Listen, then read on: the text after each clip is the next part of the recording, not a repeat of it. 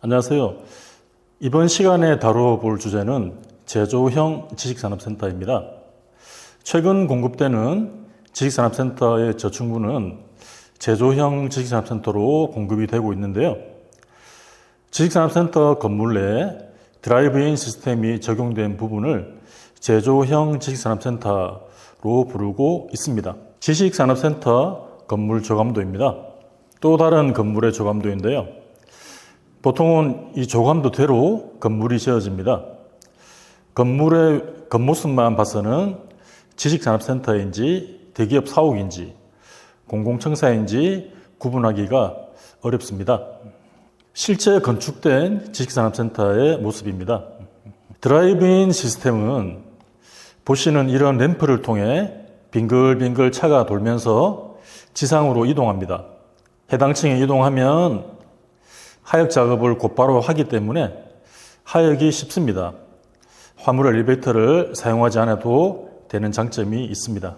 도어투도어 시스템은 여기서 한 발 더 나아가서 호실 바로 앞에 차를 세우고 하역 작업을 하든지 아니면 아예 차가 호실 내부로 들어가서 하역 작업을 하는 방식을 말합니다. 호실 내에 화물차가 들어와 있는 모습입니다.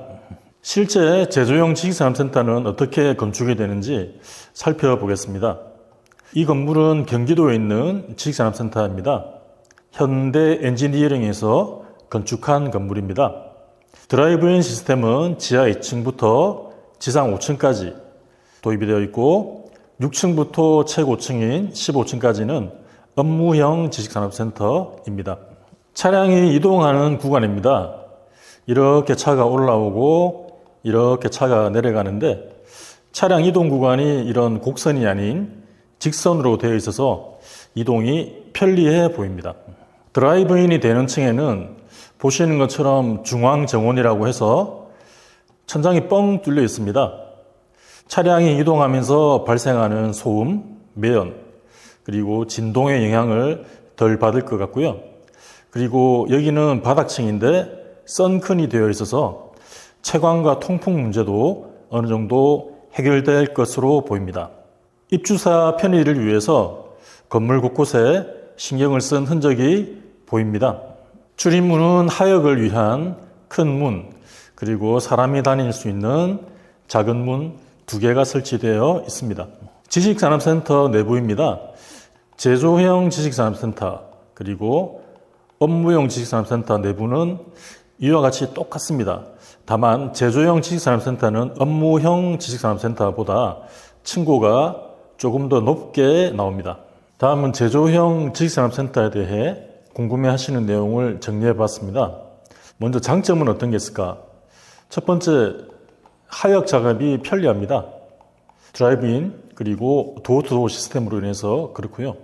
근데 우리는 하역 작업을 하는 업종이 아닌데요. 그렇더라도 주차가 편리합니다. 해당 층에 주차를 해놓고 엘리베이터를 타지 않고 바로 호실 내부로 들어갈 수가 있습니다. 그렇다면 단점은 어떤 게 있을까? 아무래도 호실 근처로 차량이 지나가다 보니까 소음, 그리고 진동, 매연의 문제가 있을 수 있고요. 기본적으로 층고가 높게 공급이 됩니다. 우리는 근데 사무실로만 사용하는데요. 그리고 우리는 복층은 필요 없는데요. 하는 업체에게는 층고가 높은 게 단점이 될 수도 있습니다. 그리고 주로 건물 저층부의 제조형 지식산업센터를 공급하다 보니 고층과 비교해서 뷰가 제한적일 수 있습니다. 또 제조형 지식산업센터는 업무형 지식산업센터와 비교해서 면적이 넓게 공급이 됩니다. 따라서 한 개 호실의 분양 가격이 높은 점은 단점이 될 수도 있습니다.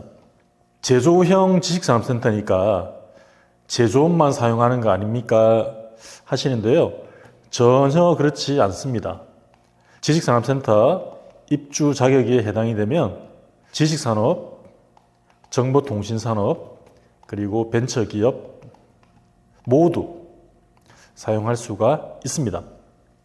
도시만복판 지식산업센터에서는 제조형 지식산업센터가 좋지 않나요? 하시는데요. 물론 물류용으로 이용하기에는 조금 어려운 점이 있습니다. 도심 한복판에는 당연히 차량 정체가 있기 때문에 그런데요. 근데 그게 아니라면 최근에는 입주기업들이 많이 찾습니다. 사용을 해보니까 편리하다는 점 때문에 그렇습니다. 그렇기 때문에 도심 한복판 지식산업센터에서 제조용 지식산업센터 활용도가 낮다고 보기에는 어렵습니다. 마지막으로 제조용 지식산업센터 점검사항을 확인해 보겠습니다. 이렇게 한 세트로 보시면 되는데요. 여기 다음에 나온 내용들은 대부분 높든지 크든지 넓든지 크면 클수록 좋은 부분입니다. 호실 내 층고는 당연히 높은 게 좋고요. 호실 내에 호이스트를 설치를 할 수도 있고 또 자재 적재를 할 수 있기 때문에 그런데 호실 내 층고는 높은데 건물 입구 램프 층고는 낮다라고 하면 차량이 이동하는데 제한이 있을 수밖에 없습니다. 차량이 이동하는 구간의 폭은 넓을수록 좋고요. 출입문 사이즈도 클수록 좋습니다.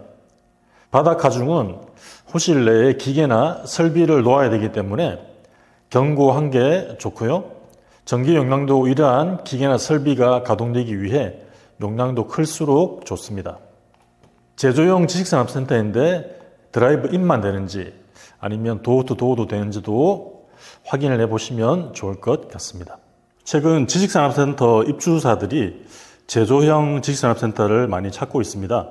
그런데 제조형 지식산업센터가 공급이 되려면 대지 면적도 어느 정도 넓어야 되고 그리고 대지 모양도 반듯해야지만 공급이 가능합니다. 그런데 사업을 하는 건축주 입장에서는 제조형 지식산업센터를 공급하게 되면 다 돈입니다. 층고 높은 것도 그렇고 바닥 하중도 견고해야 되고 출입문 사이즈라든지 차가 다니는 폭 확보하는 것들도 다 원가 상승 요인이 되기 때문에 피하든지 아니면은 최소화하려고 합니다. 따라서 당분간 제조형 지식산업센터 희소성은 유지가 될 것으로 봅니다.